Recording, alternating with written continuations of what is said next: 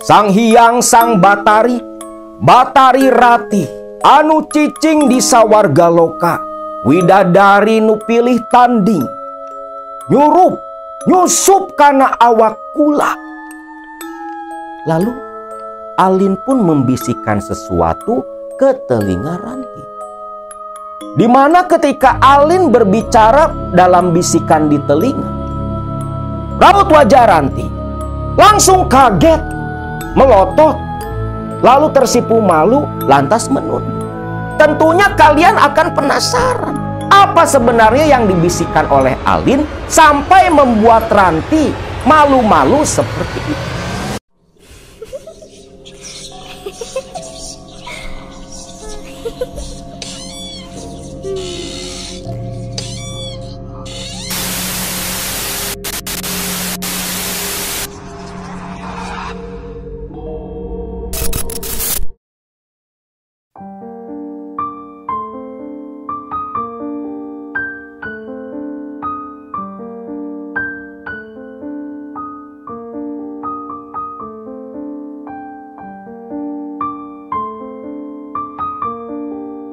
Assalamualaikum warahmatullahi wabarakatuh. Salam sejahtera buat semua Baraya KMS dimanapun kalian berada. Susuk adalah sebuah piranti media dalam dunia spiritual yang biasanya dipasang di beberapa bagian tubuh sesuai keinginan oleh seorang spiritualis kepada para pasien-pasiennya. Kegunaan dari susuk sendiri begitu variatif. Kebanyakan pada umumnya susuk digunakan sebagai media penglaris, media pengasihan, media pelet dan sejenisnya.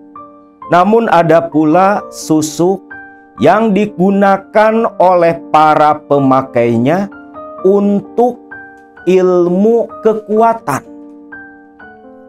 Susuk itu sendiri dari zaman ke zaman selalu ada perubahan, ada pengembangan menjadi beberapa jenis tak kaku seperti di zaman dulu yang hanya terbuat dari media emas dan perak. Di zaman saat ini, begitu banyak jenis susuk. Susuk emas dan perak memang umum digunakan di masa lalu. Ada pula yang menggunakan media susuk berupa air, timah. Bahkan ada pula yang menggunakan media kembang kantil. Namun ada satu jenis susuk yang memang keberadaannya begitu jarang. Ada susuk yang disebut susuk merah delima. Ada pula sejenis susuk yang terbuat dari bebatuan mustika yang disebut mustika lipan. Yang katanya mustika lipan ini menurut beberapa dukun itu hanya bisa didapat dari seekor kelabang yang merupakan jelmaan dari sosok bangsa jin, yang dimana mustika ini terletak tepat di kepala seekor kelabang membentuk seperti layaknya mahkota. Susuk mustika lipan sepertinya di zaman saat ini mungkin sudah tak ada lagi, karena mustika-mustika lipan yang beredar di kalangan masyarakat dunia spiritual yang saat ini ada, itu hanya berupa mustika pegangan saja, bukan seperti susuk yang dipasangkan di anggota tubuh si pemegang. Nah, kisah kali ini adalah kisah nyata tentang seorang perempuan yang dikhianati oleh suaminya sendiri, lalu melampiaskan diri dengan bermain bersama berbagai lelaki, sampai akhirnya nekat mendatangi seorang dukun untuk dipasangi susuk di dalam tubuhnya, yang tanpa dia sangka si dukun menawarkan susuk mustika lipan yang begitu langka di alam manusia. 25 tahun yang silam, di sebuah desa di daerah Jawa Barat, sebut saja Desa Karangsari. Dulu di desa itu ada seorang gadis yang begitu cantik, kecantikannya alami. Namun sayang, kehidupan si gadis ini begitu penuh penderitaan.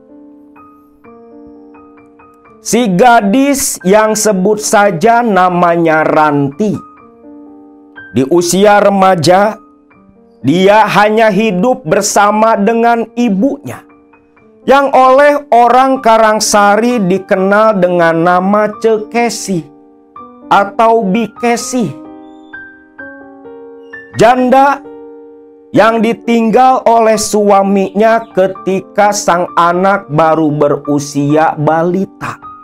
Hidup berjuang sendiri, menafkahi anak semata wayangnya, walau banyak tawaran menikah kembali.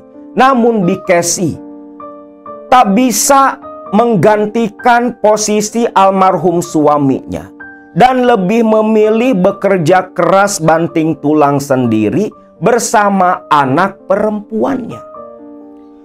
Kehidupan Ranti dan Bikesi teramat sangat sederhana. Mereka tinggal di rumah panggung peninggalan almarhum suaminya. Kerjanya sehari-hari hanya menjadi seorang buruh tani.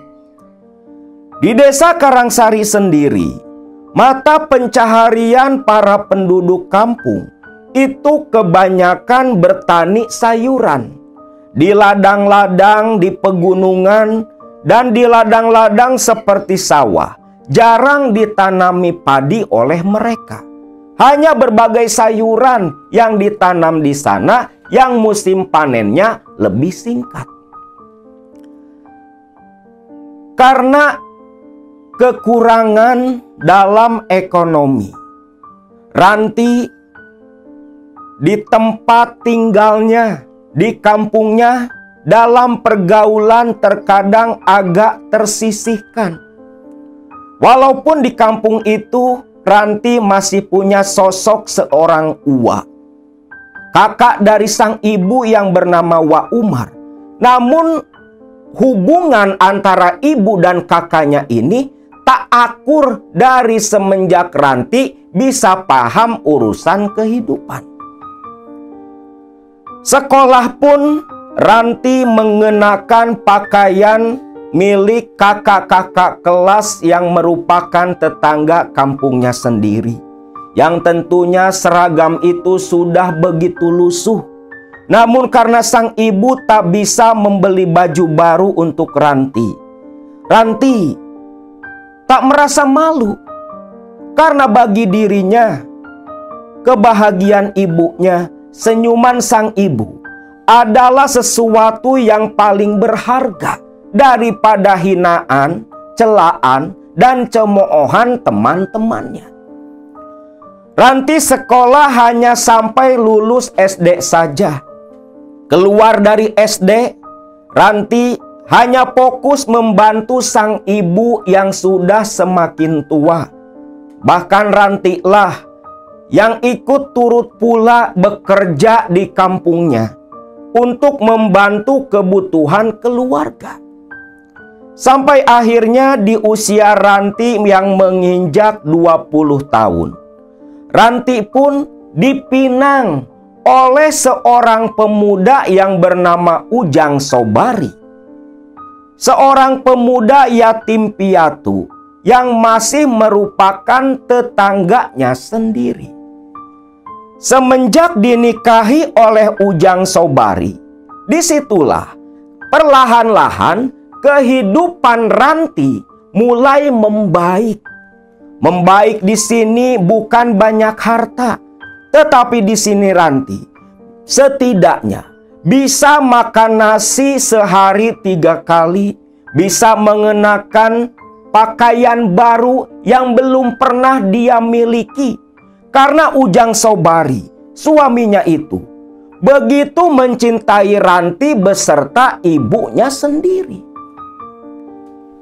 Namun, kejadian naas pun terjadi.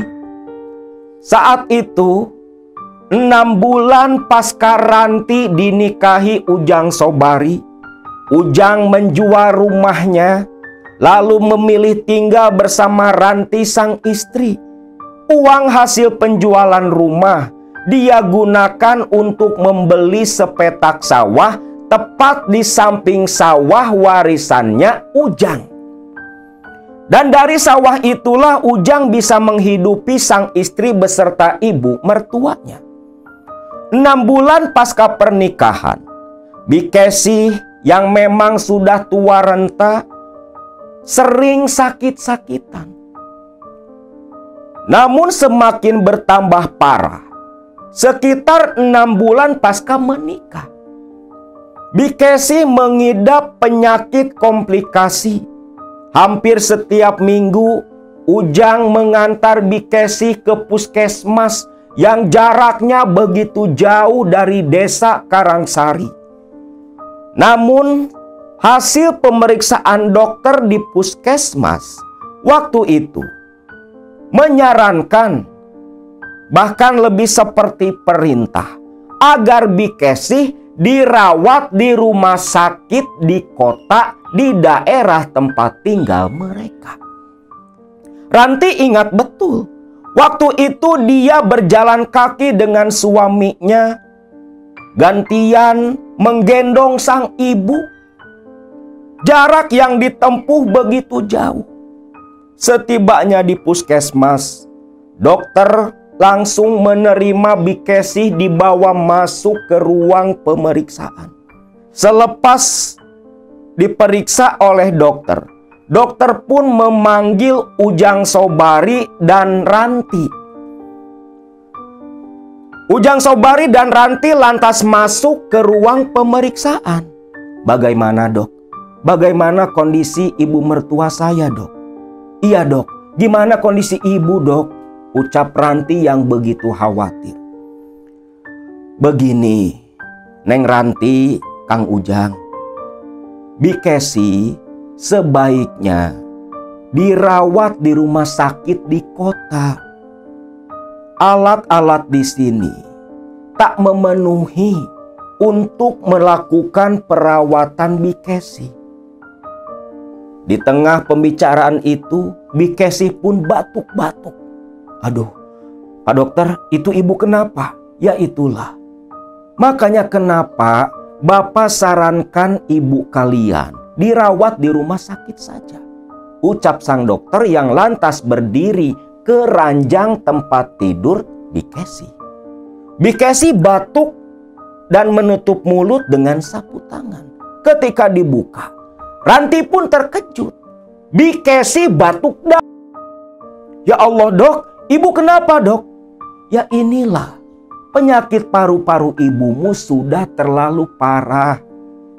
Sebaiknya dirawat di rumah sakit.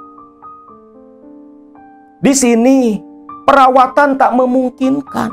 Kasihan ibumu, Ranti, Ujang, usahakanlah. Nanti surat rujukan bisa Bapak buat dari sini.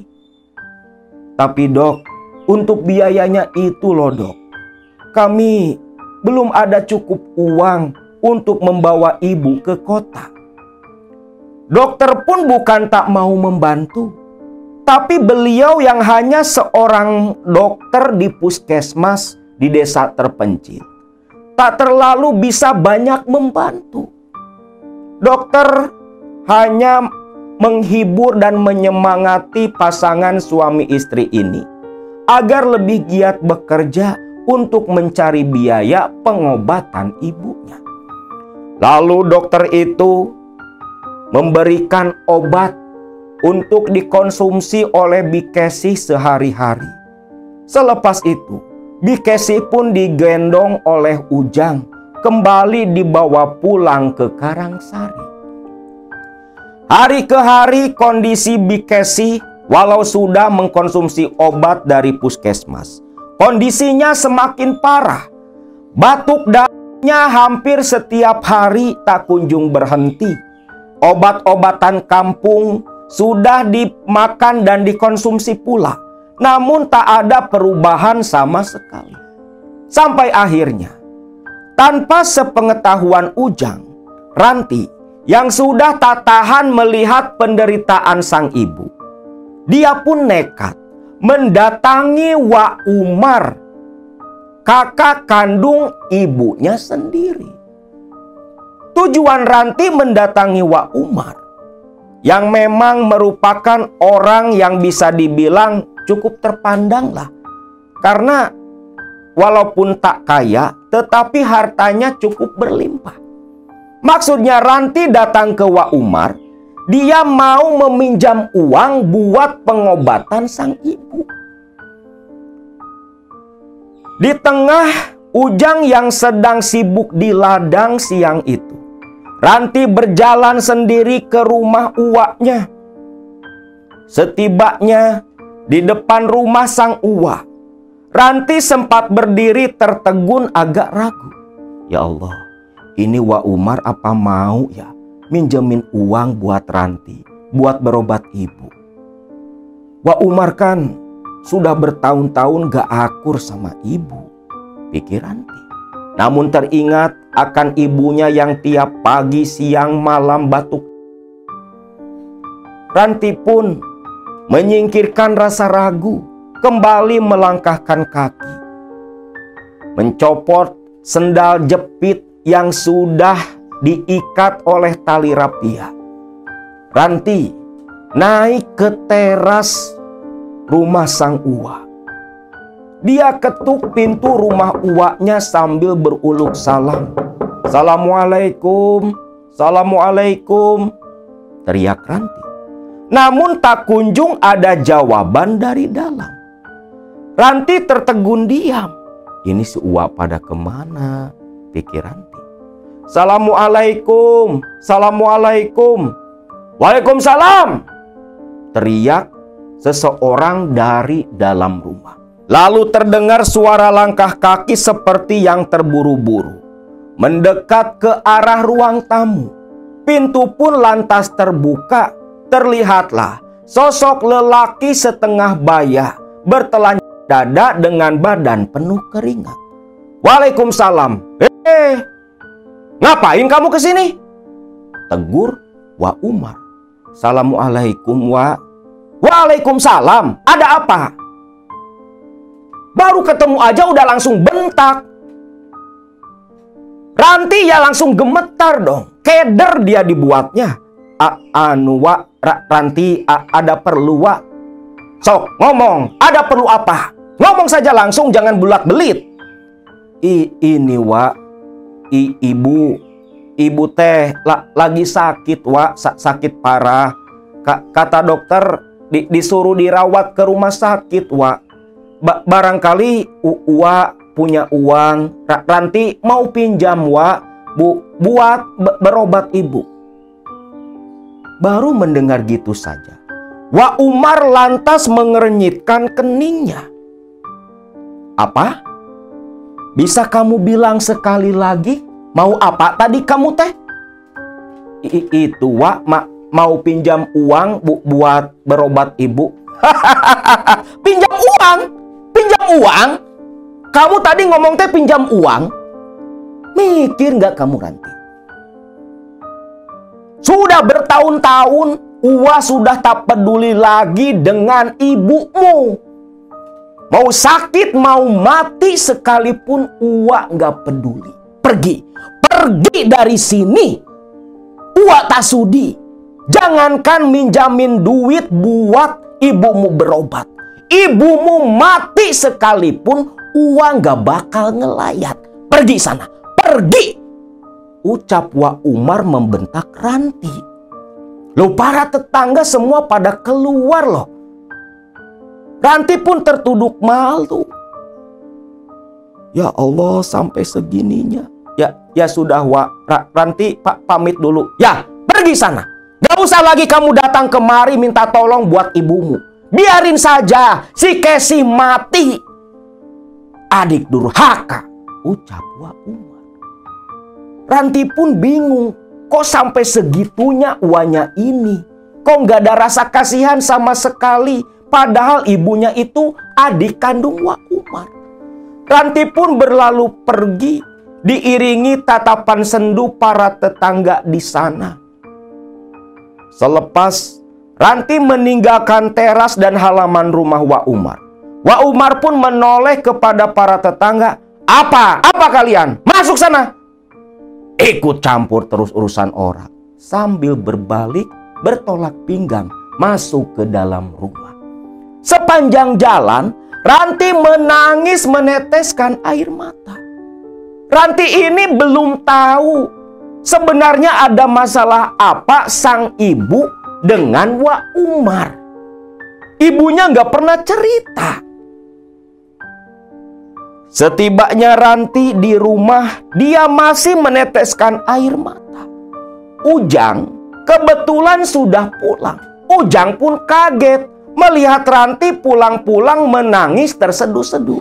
Loh, Neng, kamu teh dari mana? Datang-datang kok nangis? Ada apa? Kang, si Uwa. Uwa siapa? Sok, duduk dulu. Ada apa? Cerita ke Akang, ucap Ujang sambil merangkul pundak Ranti. Itu Kang, tadi Ranti kan ke rumah Uwa mau pinjam uang buat berobat si ibu, si emak. Tapi bukannya ngasih, Ranti malah dicaci maki Kang, dibentak-bentak Kang, di depan para tetangga. Ya Allah Neng, kan sudah Akang bilang, Akang ini lagi ikhtiar juga. Lagi nyari uang buat pengobatan ibu. Kamu diam saja, itu tugas Akang sebagai suami. Tapi Kang, ibu kondisinya semakin memburuk Kang. Iya, Akang pun tahu Ranti, kamu yang sabar dulu. Lalu tak lama, terdengar suara batuk ibunya dari dalam. Ranti pun bergegas lari ke dalam rumah, diikuti oleh Ujang suaminya. Begitu masuk ke kamar, Ranti menjerit melihat ibunya kembali batuk darah yang begitu banyak. Bahkan yang keluar itu berupa darah hitam lempengan. Kang, ibu! Ya Allah bu, Ranti, kamu ambil air hangat. Ranti lari ke dapur ambil air termos. Langsung disodorkan ke ibunya. Ibunya pun meminum air hangat itu untuk melegakan rasa sakit di dadanya. Selepas itu, Ujang yang memang sudah tak tahan lagi melihat mertuanya seperti itu. Neng, kamu tungguin ibu ya. Akang mau pergi dulu. Akang mau kemana Kang? Akang mau datang ke rumahnya Kang Pardi. Loh, ngapain Kang ke rumah si rentenir itu? Ranti, sudah tak ada jalan. Biarlah Akang gadaikan, Akang jaminkan 2 petak sawah Akang buat pengobatan ibu. Tapi Kang, sudahlah. Ini toh buat kebaikan ibu juga, buat kebaikan kita. Akang tak tega melihat kondisi ibu yang seperti ini. Ya Allah Kang, terus nanti gimana? Sudah, urusan rizki itu Allah yang atur. Kita jangan ikutan ngatur. Akang pergi dulu, kamu jagain ibu, ucap si Ujang. Ujang ini memang tipe suami, tipe menantu yang sudah jarang di zaman saat ini. Berani berkorban untuk ibu mertuanya. Karena apa? Ujang merasakan sendiri kehilangan seorang ibu seperti apa. Dia menganggap ibunya Ranti, mertuanya itu, seperti ibu kandung sendiri. Terlebih memang Bikesi memperlakukan Ujang begitu baik. Kasih sayang Bikesi sebagai mertua begitu dirasakan Ujang seperti dulu dari ibu kandungnya sendiri. Nah ini baru, panteslah mertuanya aja baik, ya menantu pun kan pasti baik pula. Kalau mertuanya kelakuannya jelek, cuman lihat harta doang ke menantu, Ya jangan harap bisa dapat timbal balik yang baik dari menantu yang diperlakukan seperti itu. Banyak soalnya ya. Nah, Ujang pun lantas bergegas menuju rumahnya Mas Pardi, seorang rentenir yang cukup terkenal di desa Karangsari. Singkatnya, setibanya di kediaman Mas Pardi, Ujang pun lantas langsung menyatakan tujuannya ingin meminjam sejumlah uang untuk biaya pengobatan ibu mertuanya dengan jaminan 2 petak sawahnya. Bener, Jang. Kamu teh yakin mau jaminin 2 petak sawah kamu itu?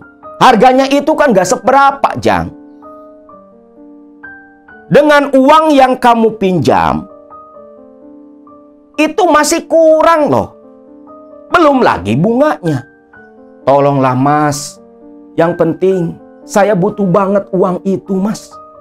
Kalau misalnya nanti di jatuh tempo, di batas yang Mas Pardi tentukan, uang itu belum bisa saya kembalikan, Mas Pardi boleh sita 2 petak sawah saya. Sisanya nanti saya cicil Mas. Ini penting, soalnya ibu mertua saya sakit parah Mas. Ya sudah, kalau seperti itu, sebentar, saya ambilkan uang dulu, ucap Mas Pardi, yang lantas bergegas masuk ke dalam, membawa sejumlah uang sekitar 15 juta. 15 juta tahun 2000, oh gede banget loh. Uang itu langsung diserahkan ke Ujang. Nih Jang, duit 15 juta. Namun ingat, 3 bulan. Kalau uang ini tak bisa kamu kembalikan berikut bunganya, 2 petak sawahmu itu akan menjadi milikku, Jang. Dan itu pun masih kurang. Sawahmu itu paling aku hargai 10 juta. Sisa 5 juta dengan bunganya nanti harus tetap kau lunasi, Jang. Iya Mas, saya ngerti Mas. Kalau gitu, saya pamit dulu, ucap si Ujang. Ujang pun lantas bergegas kembali pulang. Tiba di rumah, sang ibu mertua sudah tertidur. Uang pun Ujang berikan kepada Ranti. Neng, ini uang Akang sudah dapat. Ya Allah Kang, Akang teh beneran? Bener, sudah jangan banyak pikiran. Besok kita bawa ibu ke rumah sakit. Tapi Kang, rumah sakit itu kan jauh Kang. Gampanglah. Nanti Akang mau minta tolong ke Kang Dewa. Kita pakai mobil majikannya Kang Dewa saja. Paling bayar buat ganti bensin. Ya sudah Kang, Ranti terserah Akang saja. Maka keesokan paginya, Ujang menemui Kang Dewa, salah satu warga kampung Karangcengek, meminjam mobil majikan Kang Dewa. Yang sebelum datang ke rumah Ujang menjemput ibu mertuanya, Ujang terlebih dulu ke puskesmas minta surat rujukan dari dokter puskesmas itu. Singkatnya, Bikesi langsung dinaikkan ke mobil pick up, dialasi oleh kasur yang sudah begitu lusuh. Lantas dibawa ke rumah sakit di kota yang jaraknya memang jauh luar biasa. Setibanya di rumah sakit, karena memang Ujang gak punya asuransi apapun, akhirnya kan masuknya harus bayar. Dirawatlah nih ceritanya Bikesi. Uang hasil pinjam ke rentenir digunakan untuk biaya berobat Bikesi.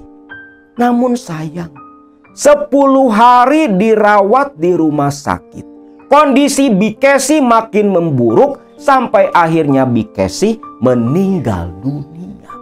Namun sebelum meninggal dunia, Bikesi sempat menceritakan masalah perseteruan Bikesi dengan Wak Umar, yang ternyata dulunya Wak Umar gak setuju Kesi nikah dengan bapaknya Ranti. Dari situlah hubungan adik kakak pecah.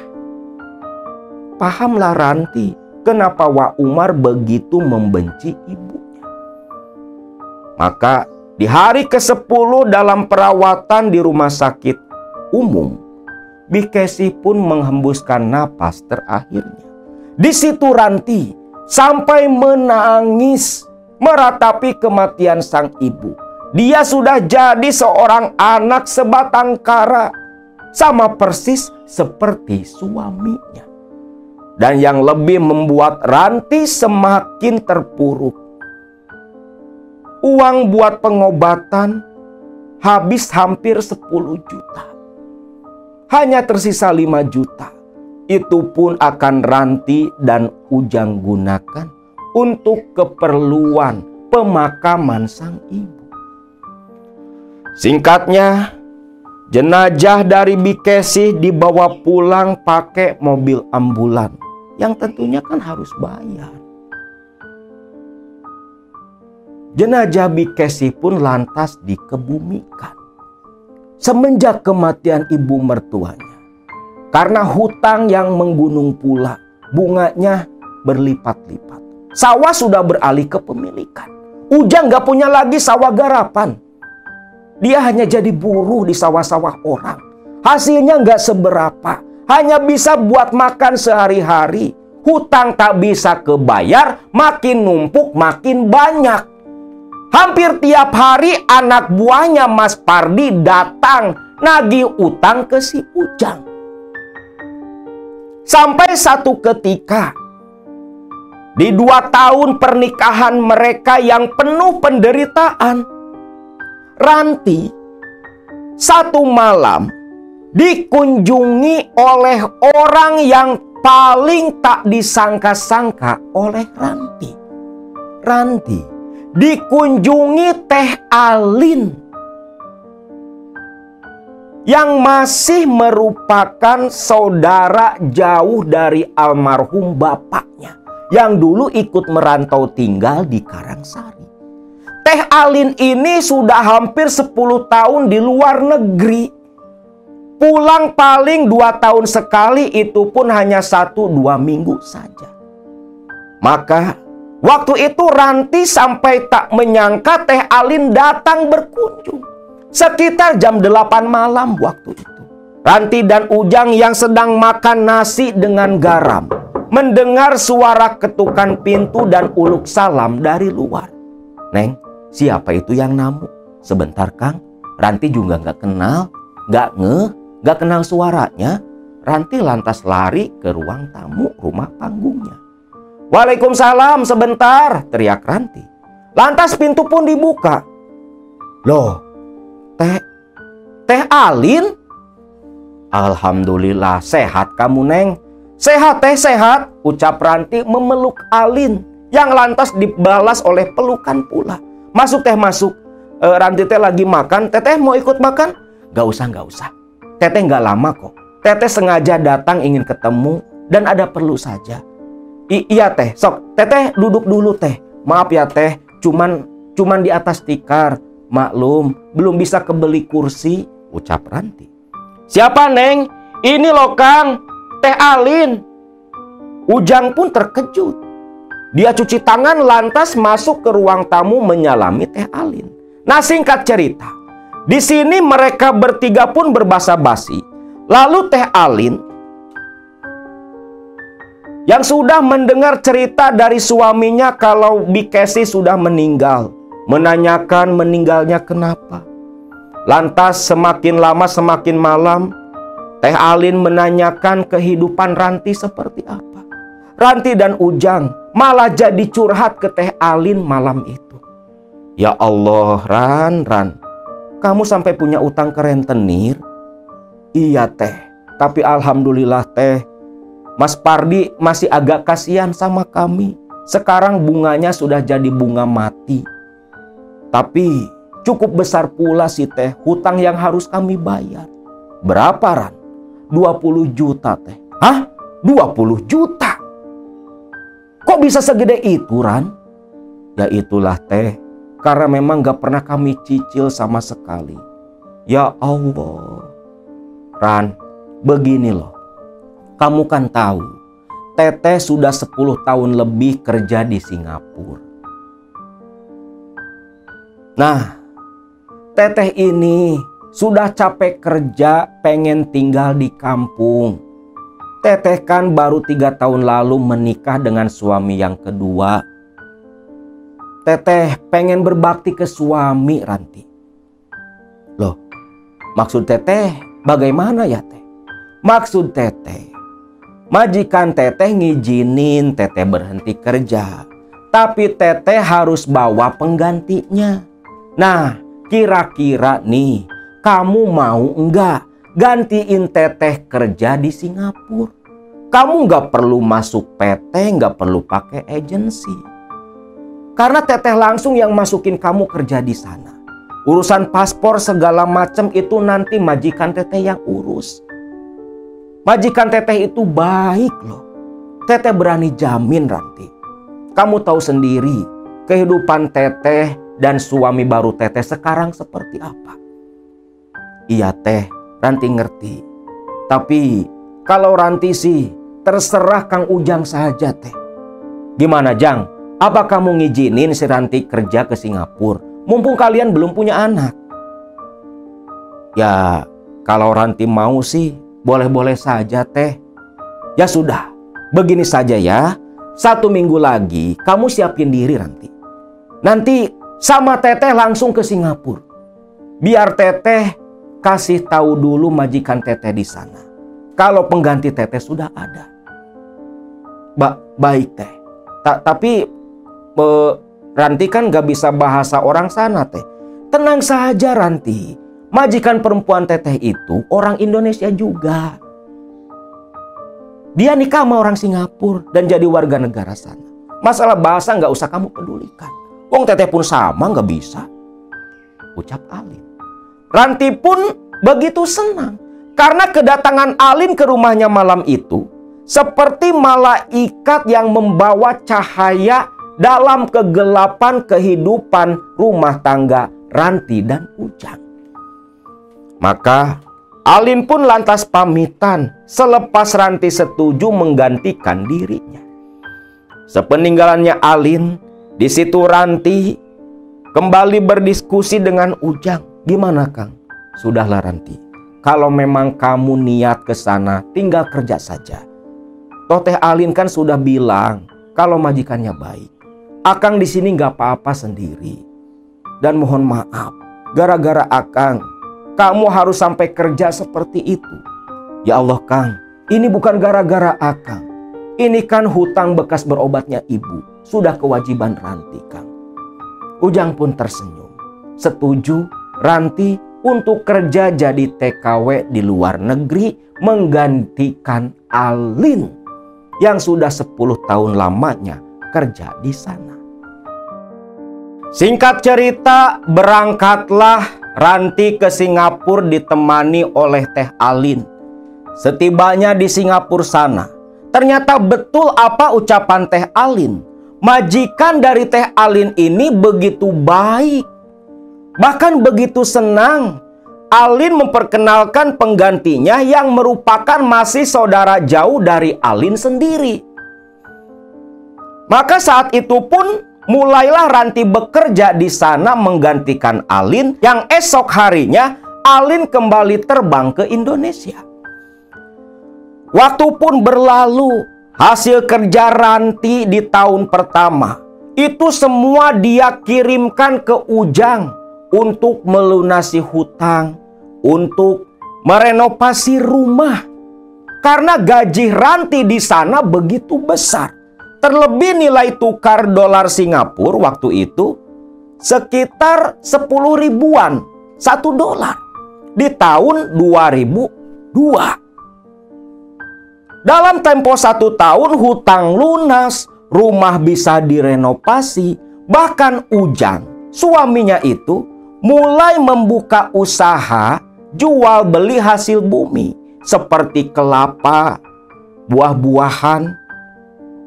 Yang tentunya dari hasil usaha Ujang itu, Ujang bisa menghidupi dirinya tanpa menggunakan uang gaji dari Ranti.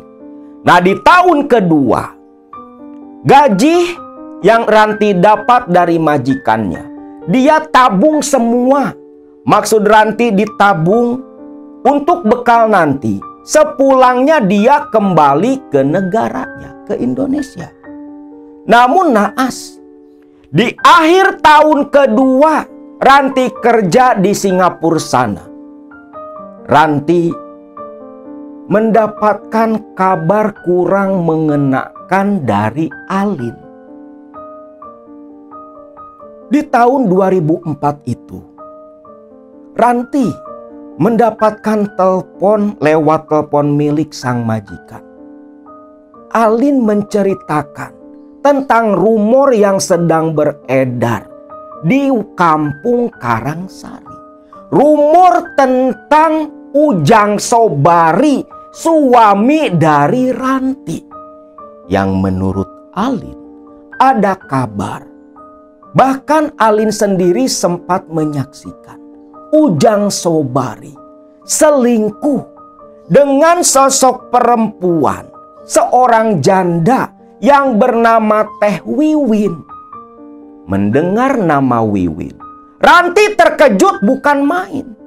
Karena Teh Wiwin ini tak lain adalah anak bungsu dari Wak Umar. Coba kalian bayangkan, suami selingkuh dengan kakak sepupu istri sendiri. Gimana perasaan Ranti yang berjuang mati-matian di Singapura untuk memperbaiki ekonomi? Dengar kabar seperti itu, gimana nggak panas hati dan pikiran Ranti? Bahkan majikan Ranti yang ikut mendengarkan saat itu sampai menggelengkan kepala. Selepas Ranti menutup telepon, Ranti pun menangis. Sang majikan pun berusaha menenangkan Ranti. Ya Allah Ranti, yang sabar kamu nak. Bu, suami saya bu. Iya, ibu juga paham. Bagaimana ini bu? Begini saja.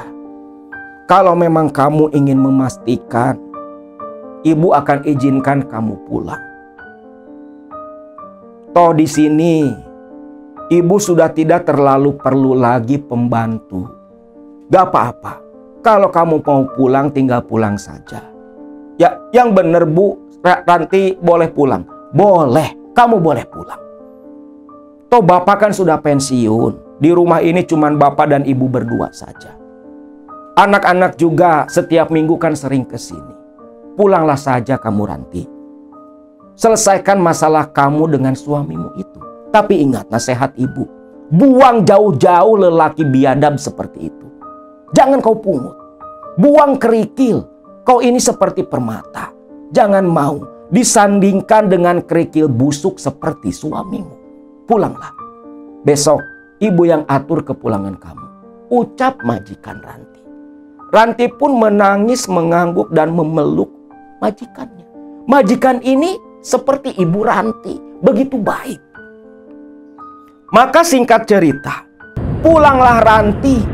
Dan Ranti memberitahukan kepulangan itu hanya kepada Teh Alin. Alin pun disuruh merahasiakan kepulangannya. Karena Ranti ingin memergoki sendiri aksi perselingkuhan suaminya Asep Sobari.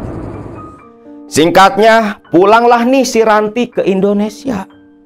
Ke Karangsari yang dia datangi malam itu ketika tiba di Karangsari adalah rumah Teh Alin. Setibanya di rumah Teh Alin lantas memeluk Ranti, yang dimana Ranti menangis di pundak Teh Alin saat itu. Suami Alin pun sampai menatap sendu, kasihan kepada Ranti, karena tahu betul perjuangan Ranti di Singapura seperti apa. Maka malam itu, selepas Ranti mulai tenang, Alin dan suaminya pun menceritakan sepengetahuan mereka dan apa yang pernah dilihat disaksikan oleh Alin sendiri. Mendengar itu semua, sampai sesak dada Ranti. Ya Allah Teh, kok sampai segitunya sih Teh? Terus bagaimana ya Teh baiknya? Ceraikan saja Ranti. Masih banyak laki-laki yang lebih baik. Kamu ini cantik, masih muda. Gak susah kamu buat dapetin laki-laki. Terlebih kan Ranti yang pulang dari Singapura ini bukan Ranti yang diam di kampung. Dandanannya modis. Yang tadinya cantik makin cantik juga. Maka Ranti pun meminta izin kepada suami Alin agar menginap dulu di rumah Alin sebelum nanti sama-sama menggerebek secara langsung aksi perselingkuhan Ujang Sobari dengan Teh Wiwin, kakak sepupunya. Nah, singkat cerita, malam itu Ranti menginap di kediaman Teh Alin, meminta bantuan suami Teh Alin untuk mengatur siasat. Suami Teh Alin yang memang punya jaringan teman yang cukup luas di Karangsari, meminta bantuan kawan-kawannya untuk memperhatikan tingkah laku Ujang Sobari. Sampai di hari ketiga kepulangan Ranti ke Karangsari, salah satu kawan suami Teh Alin ini datang ke rumah. Assalamualaikum, Kang. Pintu pun dibuka. Loh, kamu Ceng, ada apa? Begini Kang, tadi saya lihat si Ujang Sobari bonceng si Wina sekarang lagi ke rumah Kang. Pasti mereka lagi gituan Kang. Yang bener kamu Ceng? Bener Kang, saya udah ngintip langsung ke sana. Ya udah Ceng, sekarang kamu kumpulin kawan-kawan yang lain, sekalian tetangga. Kita sama-sama geruduk rumah si Ujang. Loh, Teh Ranti udah pulang? Shh, sudah Ceng, jangan ribut. Biar nanti Ranti ikut pula dengan kita. Nah, singkatnya nih, suami Teh Alin, Ranti, dan kawan-kawan suami Teh Alin beserta para tetangga yang sudah dikumpulkan langsung bersama-sama menuju ke rumah si Ujang, rumah kediaman Ranti. Lalu di situ Ranti yang memeluk erat tangan Teh Alin ikut mengintip di balik jendela kamar rumah, di mana Ranti melihat dan menyaksikan sendiri Ujang Sobari sedang menunggangi Wina tanpa sehelai benang pun yang melekat. Sedangkan para pemuda dan warga kampung sudah mengelilingi rumah Ranti. Maka Ranti pun memberi isyarat kepada suami Teh Alin, yang langsung saja suami Teh Alin dengan dua orang warga menggedor pintu rumah itu. Yang tentunya Alin dan Ranti menyaksikan Ujang beserta Teh Wina itu langsung panik, mencari-cari pakaian langsung dikenakan. Sedangkan bukan hanya menggedor suami si Teh Alin ini, lantas saja mendobrak pintu rumah si Ujang. Begitu pintu terdobrak, Ujang masih mengenakan celana kolor. Dia panik ketika tiba-tiba warga menggeruduk masuk memergoki aksi perzinahan mereka berdua. Dan yang membuat Ujang semakin panik, tiba-tiba dari balik kerumunan warga, sosok sang istri yang sudah 2 tahun di Singapura masuk sambil menangis dituntun oleh Teh Alin. Maka singkatnya, karena sudah terpergok oleh warga dan istrinya sendiri, Ujang dan Teh Wina yang hanya mengenakan dalaman saja tak bisa mengelak lagi. Dan di depan semua warga, Ranti menggugat cerai Ujang Sobari dan warga pun, karena tak mau ada pejina di kampung mereka. Ujang diusir dari desa Karangsari. Ujang pun keluar dari rumah itu hanya membawa pakaian saja. Motor Ranti berikan kepada Ujang. Hitung-hitung sebagai ganti 2 petak sawah dulu yang sempat digadaikan. Sedangkan Teh Wina diarak warga, diserahkan ke Wak Umar yang hanya bisa menunduk menahan malu karena baru tahu anak jandanya itu jadi selingkuhan si Ujang Sobari. suami keponakannya sendiri. Maka semenjak saat itu, Ranti pun dibantu Teh Alin mulai mengurus perceraian ke pengadilan agama. Maka resmilah saat itu Ranti menjadi seorang janda. Janda muda yang lagi bening-beningnya. Nah, semenjak diselingkuhi dan dihianati oleh Ujang Sobari, rasa sakit hati Ranti belum bisa diobati. Ranti pun yang terpuruk, terjerembab dalam rasa sakit yang teramat sangat. Dia pun melampiaskan hal itu kepada laki-laki pula. Ranti jadi perempuan nakal.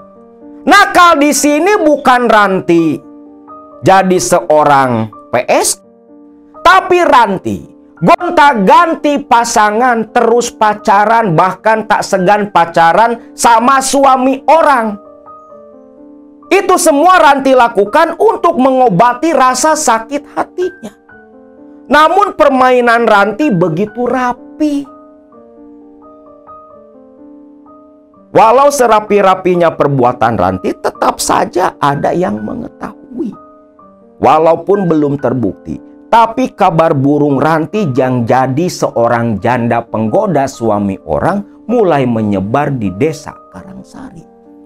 Namun Ranti tak peduli dengan itu semua.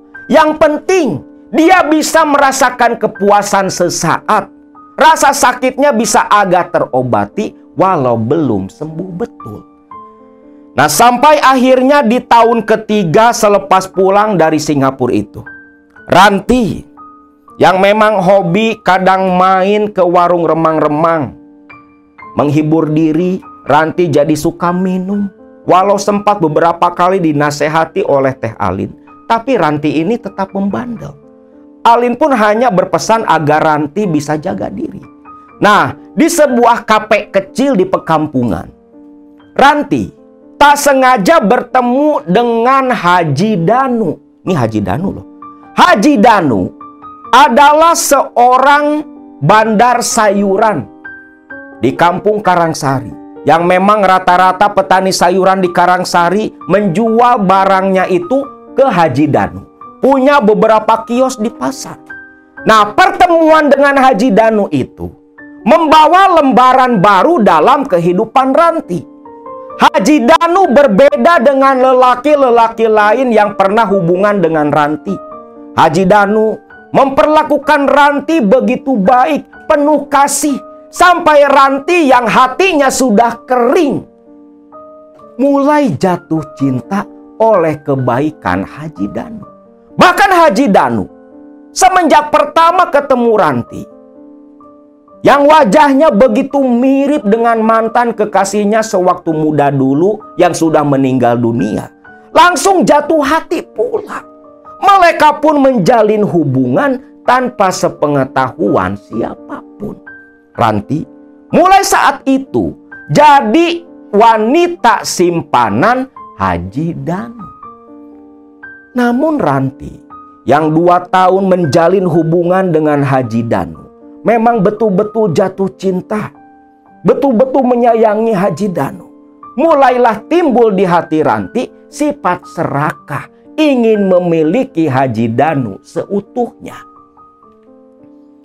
Maka saat itu Ranti datang berkunjung ke rumah Teh Alin. Hanya Teh Alin yang tahu betul Ranti seperti apa. Bahkan hanya Teh Alin yang tahu kalau Ranti adalah istri siri Haji Danu. Nah, ke Teh Alin inilah Ranti curhat. Teh, Ranti mau minta tolong, minta pendapat Teteh juga. Masalah apa, Ran? Ini Teh, masalah Haji Danu. Loh, hubungan kalian baik-baik aja kan? Baik Teh, bahkan sangat baik. Namun Teh, masa sih mau seumur-umur Ranti hanya jadi istri siri? Ranti gak mau dong Teh. Dan Ranti pun takut si Kang Haji nanti berpaling ke perempuan lain Teh. tolong teh, tolong bantu Ranti. Gimana caranya agar Ranti bisa memiliki si Kang Haji seutuhnya teh? Alin pun terdiam. Begini sajalah. Ranti, perlu kamu ketahui, sebenarnya Teteh dulu sebelum berangkat ke Singapura, Teteh itu pasang susu. Hah? Pasang susu? Susuk apa teh? Susuk emas, susuk pengasihan. Dari susuk itulah Teteh bisa menaklukkan majikan Teteh sampai jadi baik seperti itu. Kamu tahu sendiri kan kebaikannya seperti apa. Dan dari susuk itu pula Teteh bisa memiliki suami yang begitu baik. Kalau kamu mau Ranti, malam Jumat nanti kamu ikut dengan Teteh. Karena kebetulan malam Jumat nanti itu adalah waktu di mana Teteh untuk memperbaharui susuk emas yang sudah tertanam di tubuh Teteh bertahun-tahun. Siapa teh?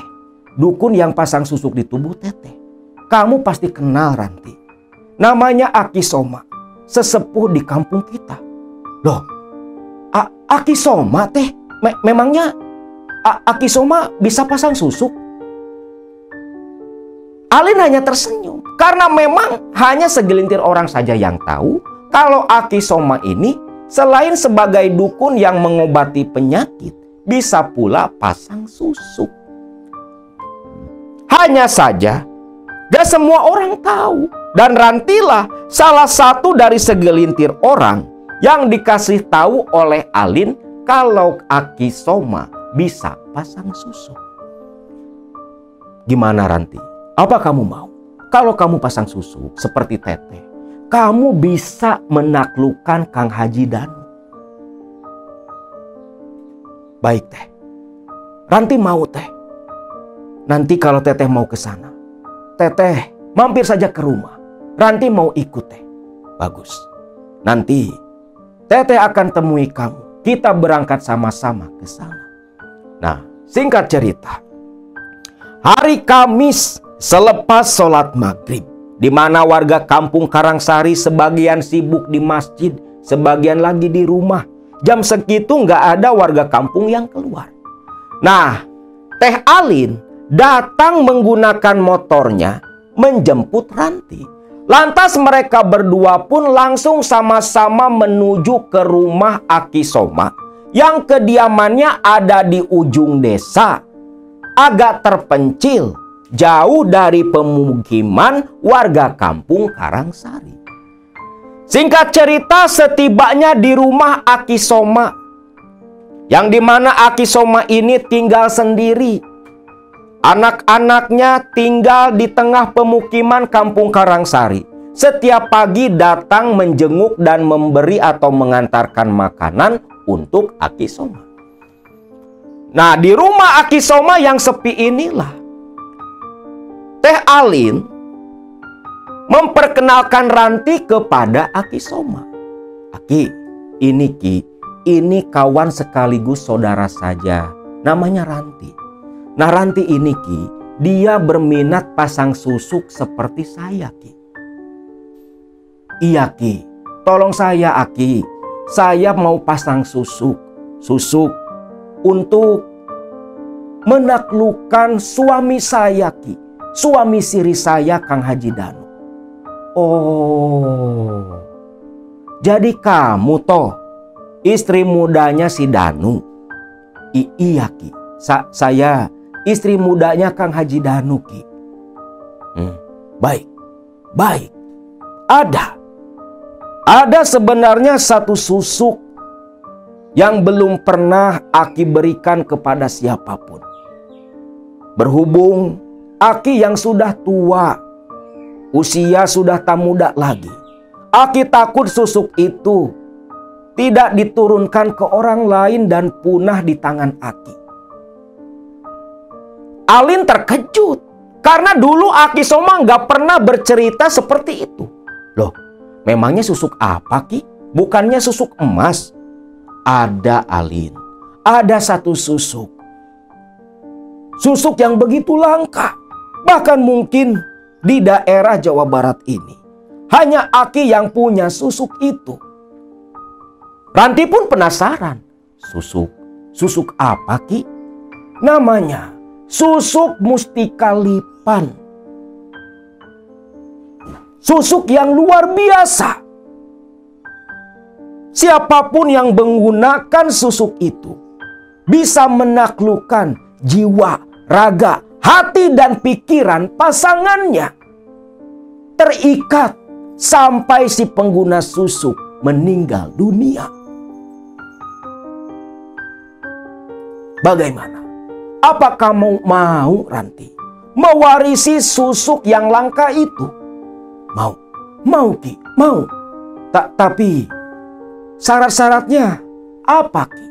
Syaratnya sama saja seperti susuk emas yang Alin kenakan, ucap Aki Soma sambil tersenyum misterius. Alin, apa kamu sudah jelaskan? Apa syarat dan ritual yang harus dilakukan untuk pemasangan susuk? Alin pun lantas tertunduk tersipu malu. Belum, Ki.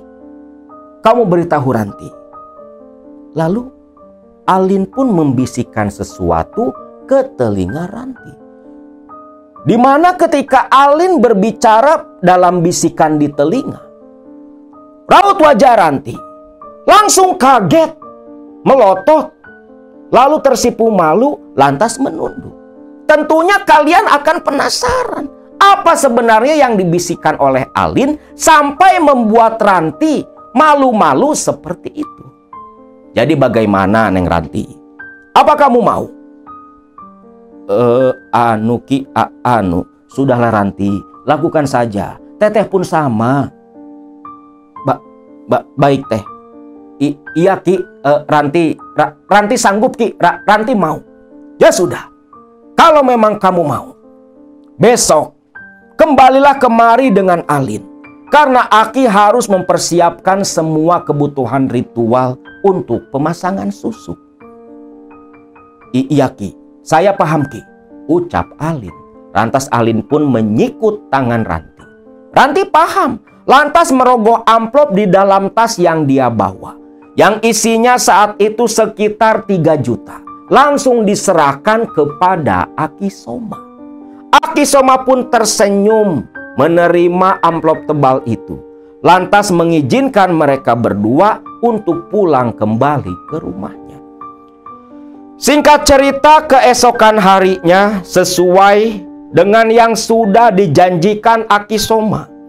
Selepas Isya, Ranti dan Alin datang ke rumah Aki Soma. Dia beruluk salam dari pintu rumah.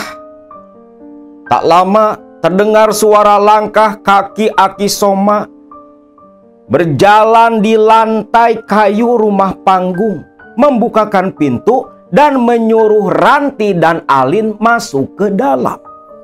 Pintu ditutup kembali oleh Aki Soma.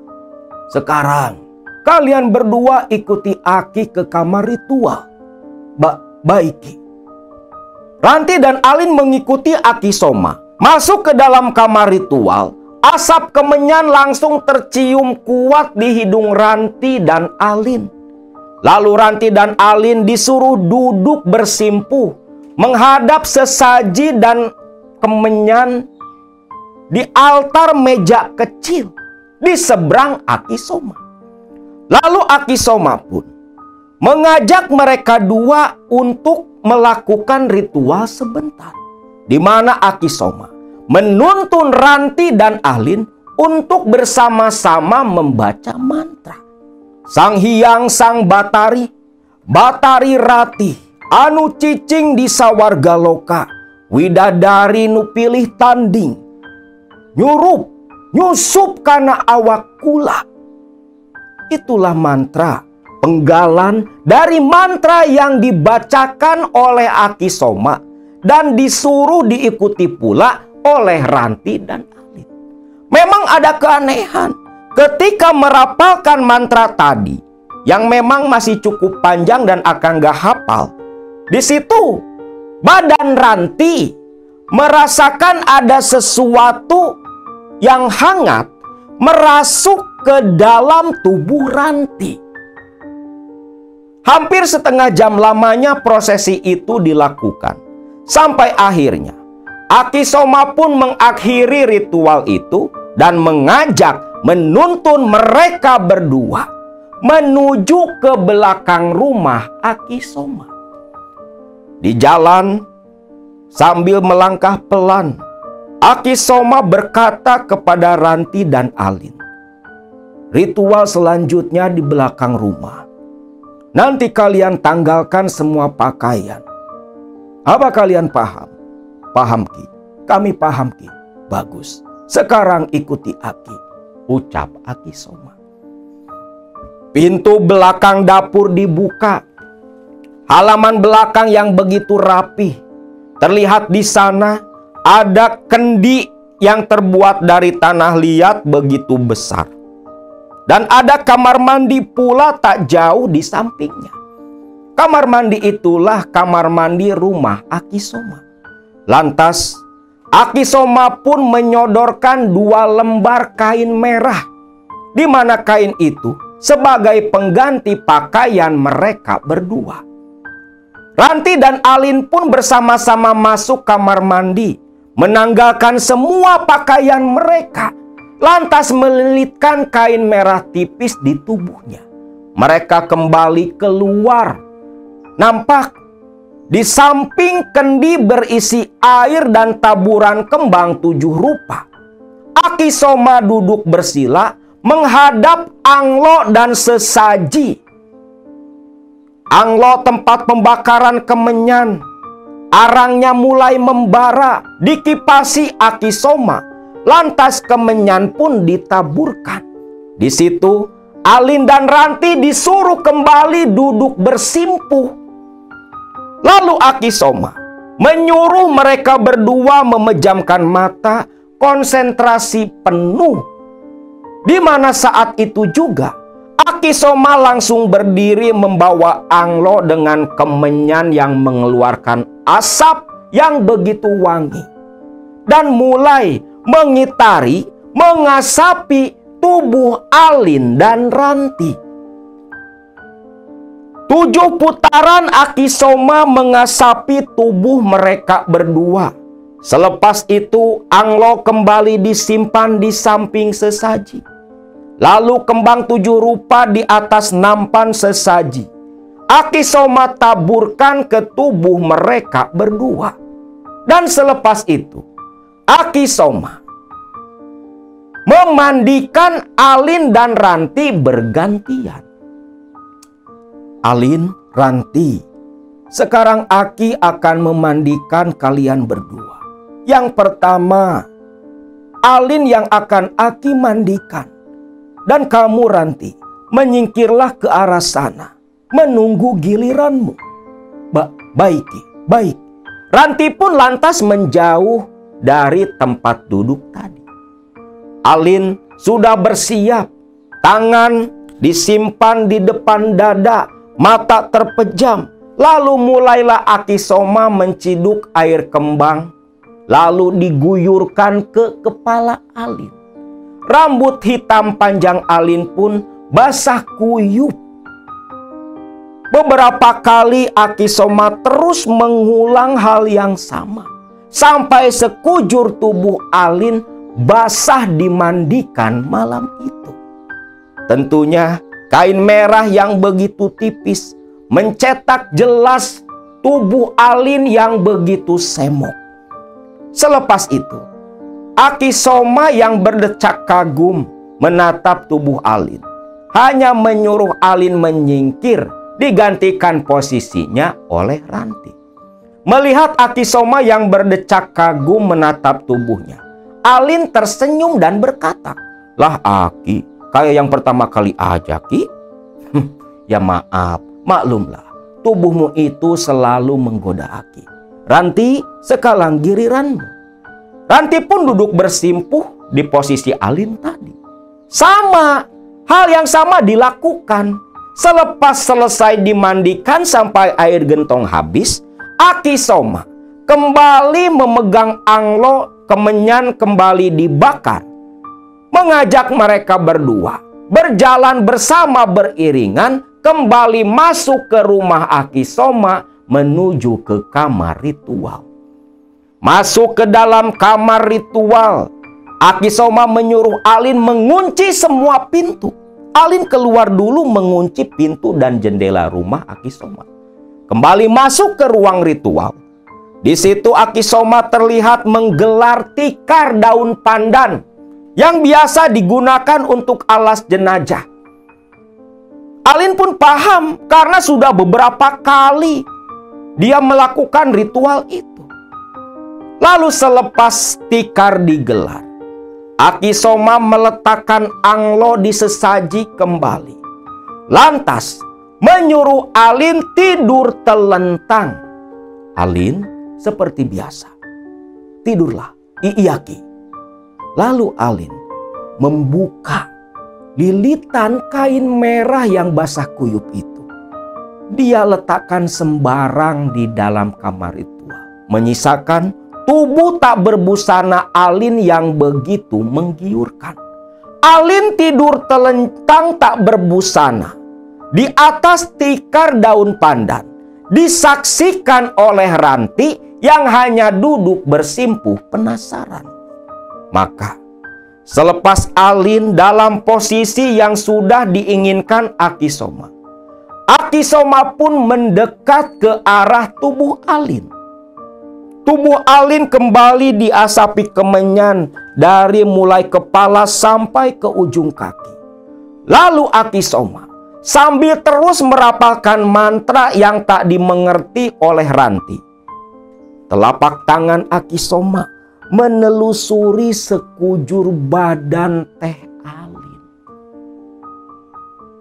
Dan ketika Akisoma menggerayangi tubuh Teh Alin sambil baca mantra, Alin wajahnya nampak merah membara. Rangsangan-rangsangan dari tangan tua Akisoma membuat Alin semakin bergairah sampai Alin mengeluarkan erangan-erangan seorang perempuan dewasa yang begitu menggoda. Lantas saat itu pula Akisoma pun memelorotkan celana komprangnya, di mana Ranti langsung terbelalak ketika melihat tombak Akisoma yang besarnya berkali-kali lipat dari tombak Kang Haji Danu, suaminya itu. Alin mengulum senyum melihat Akisoma sudah siap menerobos goa kenikmatannya. Maka detik itu pula Akisoma langsung menunggangi Alin yang hanya terus mengerang penuh kenikmatan sampai keringat dari tubuh dua insan laknat malam itu bercucuran, melekat, bersatu. Alin hanya terus bersuara mengeluarkan erangan, sedangkan Akisoma tak berhenti mengayuh tubuh Alin. Hampir setengah jam lamanya hal itu dilakukan. Lantas ketika cairan laknat menyembur dari tombak Akisoma, Akisoma lantas duduk bersila, lalu memejamkan mata, meletakkan tangan di depan dada, tepat di antara celah dua kaki Alin. Akisoma pun bibirnya komat kamit seperti membaca sesuatu, lantas menyembur ke arah bagian larangan tubuh Alin, di mana Alin pun sampai menjerit kenikmatan saat itu. Singkatnya, ritual ngecas susuk milik Alin pun selesai. Alin pun disuruh menyingkir ke samping karena selanjutnya adalah giliran Ranti. Ranti mengikuti jejak Alin, menanggalkan lilitan kain merah tipis yang melekat di tubuhnya. Mata Aki Soma terbelalak menatap ke tubuh Ranti yang berlipat-lipat menggiurkan daripada tubuh Alin. Terlebih memang usia Ranti kan lebih muda. Baru berusia 26 tahun kala itu. Lalu Aki Soma menyuruh Ranti terbaring. Kembali berbaring di bekas terbaringnya Alin tadi. Aki Soma lantas berdiri menuju ke lemari kayu. Dari lemari kayu itu, Aki Soma mengeluarkan sesuatu buntalan kain berwarna putih. Lalu duduk di depan sesaji. Buntalan kain dibuka seketika itu pula. Alin pun terbelalak. Ada 7 batu kecil sebesar kacang kedelai menyala kemerahan dalam genggaman tangan Aki Soma. Inilah yang dinamakan susuk mustika lipan yang akan Aki wariskan, Aki tanamkan di tubuh kamu, Ranti. Lalu mustika itu dijampi-jampi oleh Aki Soma di atas asap kemenyan, di mana ketika dibacakan jampi, cahaya merah dari 7 mustika itu semakin menyala terang. Selepas selesai mengaktifkan 7 mustika lipan, Aki Soma pun mendekat ke arah tubuh Ranti. Dia keluarkan sebotol minyak. Warnanya kemerahan. Tutup botol dibuka. Bau wangi pun menyeruak dalam kamar ritual. Lalu Aki Soma mengoleskan minyak di kening, dagu, bawah bibir Ranti, di kedua gunung Ranti. Lalu Ranti disuruh telungkup. 2 buah pinggang Ranti pun diolesi pula oleh minyak itu. Dan terakhir tepat di bagian larangan Ranti. Lalu selepas diminyaki, 1 persatu mustika lipan berwarna merah itu ditekan oleh ibu jari tangan Aki Soma di bagian yang sudah diminyaki. Aneh, ketika batu mustika ditekan, lantas menelusup masuk ke dalam kulit Ranti. Itu terasa betul oleh Ranti ketika batu mustika masuk ke kening, ke bibir bawah, ke payudara, dan yang lebih terasa itu tepat di bagian atas alat reproduksi Ranti. Sampai Ranti mengerang. Maaf ya, ini khusus 18 tahun ke atas. Di bawahnya janganlah, anak-anak jangan dikasih nonton ya. Nah, selepas semua dipasang di titik-titik yang sudah diminyaki oleh Aki Soma, seperti Alin tadi, Aki Soma pun menggerayangi sekujur tubuh Ranti. Ranti terus mengerang penuh kenikmatan. Bahkan rasa nikmatnya melebihi kenikmatan yang Ranti dapat dari berbagai lelaki, termasuk Kang Danu sendiri. Melihat Ranti yang sudah larut dalam nafsu, Aki Soma pun merenggangkan paha Ranti. Dan selanjutnya Aki Soma menunggangi Ranti sedemikian rupa, bahkan membuat Alin pun terbelalak karena Aki Soma begitu bersemangat. Yo maklum, Ranti ini kan muda, baru pula, ya nafsunya beda. Nah, hampir 1 jam lebih loh Ranti ditunggangi si dukun tua laknat ini.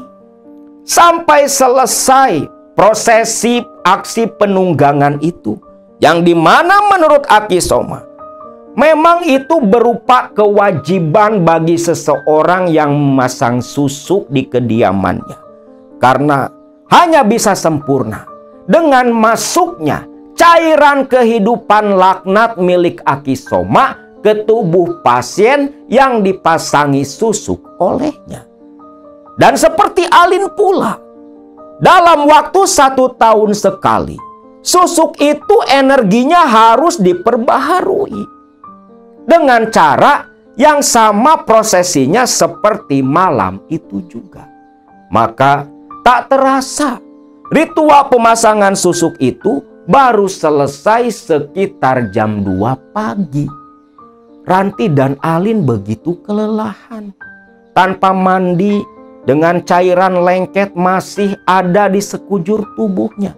Ranti dan Alin pun mengenakan kembali pakaian mereka, lantas pamitan kepada Akisoma.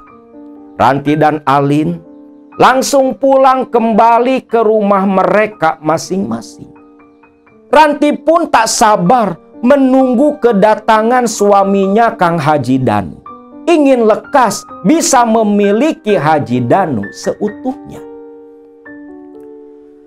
Setibanya Ranti di kediamannya, Ranti pun terdiam.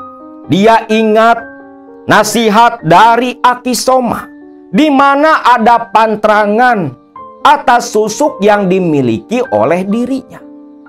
Di mana pantrangannya yang pertama, Ranti tak boleh diperkenankan memakan sate daging apapun kecuali daging mentah.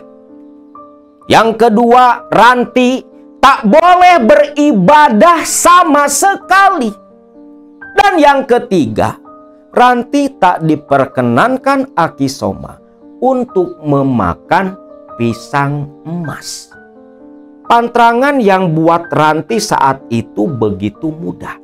Karena memang selepas si Ujang Sobari selingkuh, diusir oleh Ranti, Ranti ini gak pernah sholat sama sekali. Lalu singkat cerita, tibalah waktu di mana Haji Danu datang. Datang mengunjungi istri-istrinya itu. Haji Danu pun terbelalak. Padahal baru 4 hari tak bertemu dengan Ranti. Namun ketika datang saat itu, Haji Danu sampai kaget melihat Ranti. Pandangan mata Haji Danu sampai jelalatan menatap Ranti dari ujung kepala sampai ujung kaki. Ranti yang mengenakan gaun tipis berwarna merah malam itu tersenyum menggoda ke arah Haji Danu, suaminya. Ranti, kok kamu makin cantik banget sih sayang? Ada yang beda loh sama kamu. Beda apa Kang Haji? Ini Ranti masih Ranti yang dulu loh. Ranti yang 4 hari lalu kamu tunggangi, Kang. Enggak, kamu makin cantik loh. Akang merasa beruntung bisa memiliki kamu, Ranti. Ranti pun tersenyum. Lantas menuntun tangan Haji Danu suaminya ke kamar. Yang selanjutnya kalian tahu sendiri apa yang sepasang manusia ini lakukan. Dan memang betul sesuai dengan apa yang sudah Akisoma ucapkan. Selepas menggauli tubuh Ranti, Haji Danu seperti yang terikat oleh Ranti. Pagi hari ketika Haji Danu pamitan kepada Ranti untuk pulang ke rumahnya, Danu merasa begitu berat. Ranti menyadari itu. Sudahlah, pulang saja Kang. Nanti kalau Akang ada waktu kan Akang bisa kesini lagi. Danu pun tersenyum. Dengan terpaksa dia pun berpisah. Karena hari itu dia harus ke pasar mengecek sekaligus mengambil uang setoran. Selepas meninggalkan Ranti, sampai di pasar, Haji Danu terus terpikir dan terbayang-bayang wajah Ranti, istri sirinya. membuat anak buah Haji Danu terheran-heran melihat majikan mereka sering melamun. Loh, Pak Haji teh kenapa ngelamun terus? Tanya si Agus, karyawannya Haji Danu. Masih orang Karangsari. Ah, enggak Gus, gak ada apa-apa. Gimana Gus? Hasil penjualan 1 minggu ini? Biasa Pak Haji, masih seperti minggu-minggu yang lalu. Baguslah, kamu loris aja barang yang ada. Kalau ada yang kurang, nanti kamu langsung saja laporan ke Bapak. Siap Pak Haji, ucap Agus meninggalkan meja Haji Danu, kembali melayani para pembeli. Sampai jam 12 siang, rasa rindu Danu kepada Ranti semakin menjadi-jadi. Padahal kan baru semalam. Sampai akhirnya Danu yang sudah tak tahan lagi, langsung saja keluar dari kiosnya, naik mobil lantas menuju ke rumah Ranti. Gak peduli kalau ada warga yang tahu. Karena biasanya kan datangnya malam saat kampung begitu sepi. Haji Danu udah gak peduli lah. Datang tiba di depan halaman Ranti. Ranti yang melihat kedatangan suami sirinya ini tersenyum. Benar apa kata Aki Soma.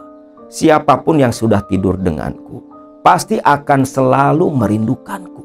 Buktinya Kang Haji sampai balik lagi ke rumah ini, ucap Ranti tersenyum penuh arti. Danu ketika pintu dibuka oleh Ranti lantas menerobos masuk memeluk Ranti. Akang kangen Ran, akang kangen. Iya Kang, Ranti paham. Sabar dulu Kang, sabar dulu, ucap Ranti yang dicumbui Haji Danu.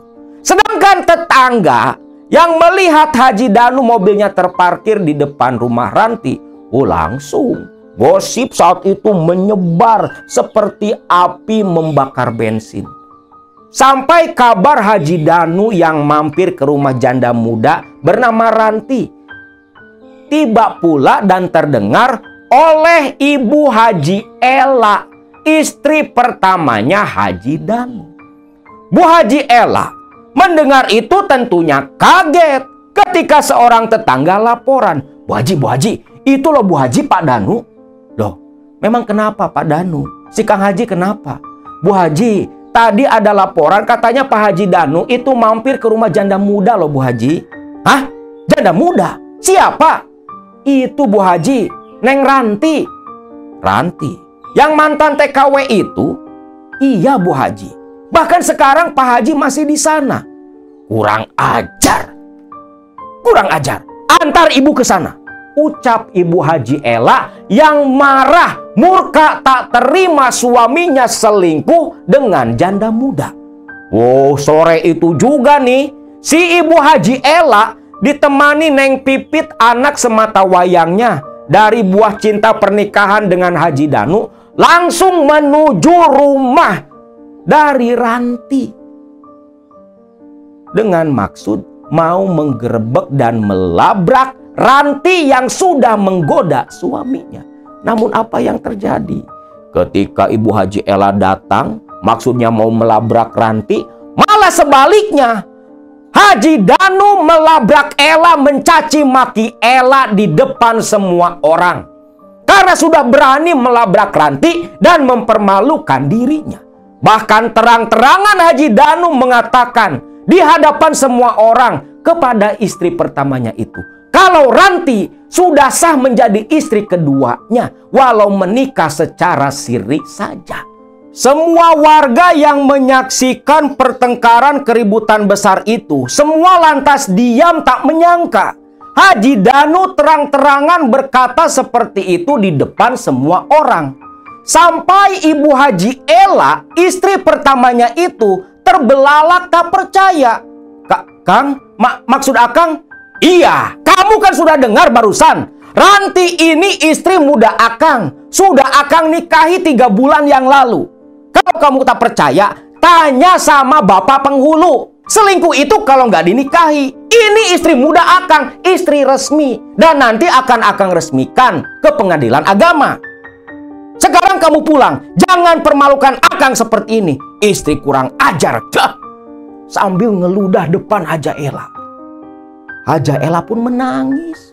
lalu pulang bersama Pipit yang ikut menangis pula. Semua orang pun bubar karena tak berani melawan ke Pak Haji Danu. Selepas semua orang bubar, Ranti, maafin Akang ya Ranti. Gak apa-apa Kang, cuman Ranti gak nyangka aja Kang, kenapa Ranti dipermalukan seperti ini. Sambil nangis si Ranti, air mata buaya betina. Sudahlah, kamu tenang saja. Apapun akan Akang lakukan buat kamu Ranti. Bener Kang, Akang ngomong yang bener Kang. Bener, apapun buat Ranti akan Akang lakukan. Kalau gitu Kang, ceraikan Kang, ceraikan si Ella Kang. Itu pasti Ranti, karena cuma ada kamu di hati dan pikiran Akang. Sekarang Akang pulang dulu ya sayang, kamu diam di rumah, ucap Haji Danu. Akhirnya Danu menjadi miliknya seutuhnya. Lalu Haji Danu pamitan dari rumah Ranti. Sesampainya di rumah istri pertamanya, betul saja, pertengkaran kembali terjadi. Dan saat itu pula Haji Danu mentalak Hajah Ella, istri pertamanya yang bertahun-tahun menemani dirinya dari nol sampai Haji Danu jadi seorang juragan. Ella pun langsung duduk tersimpul meneteskan air mata. Diceraikan sang suami di depan Pipit anaknya. Bahkan bukan hanya menceraikan malam itu, Haji Danu pun mengusir Ella dari kediamannya.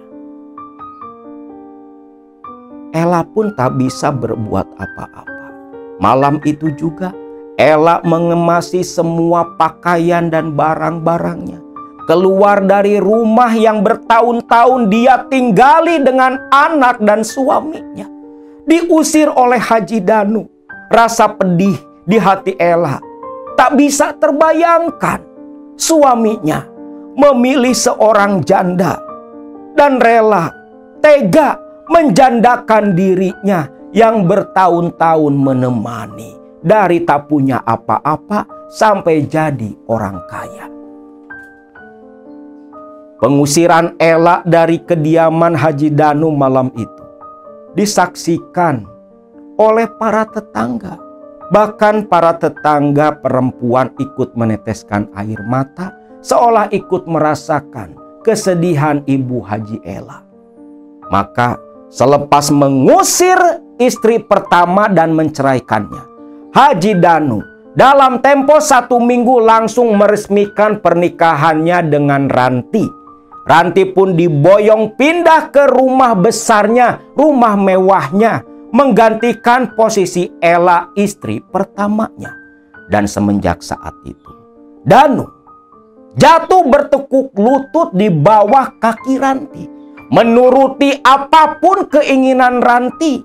Rumah, sawah, ladang, semua beralih kepemilikan ke tangan Ranti. Ranti jadi penguasa baru di dalam kerajaan sayuran milik Danu. Menjadi ratu di rumah itu. Semua usaha dikomando oleh Ranti. Danu hanya menjadi boneka bagi Ranti, pemuas nafsu bagi Ranti. Yang awalnya rasa cinta, selepas memasang susu, justru berubah menjadi perbudakan semata. Nah, itulah kisah dari Ranti yang pasang susuk Mustika Lipan dari Aki Soma, dukun tua di desa Karangsari. Dan dari susuk itu, 2 hati tersakiti oleh kelakuan Ranti. Ella dan Pipit anaknya terusir dari istana yang mereka tempati. Sampai akhirnya Rantilah yang menjadi ratu di kerajaan sayuran milik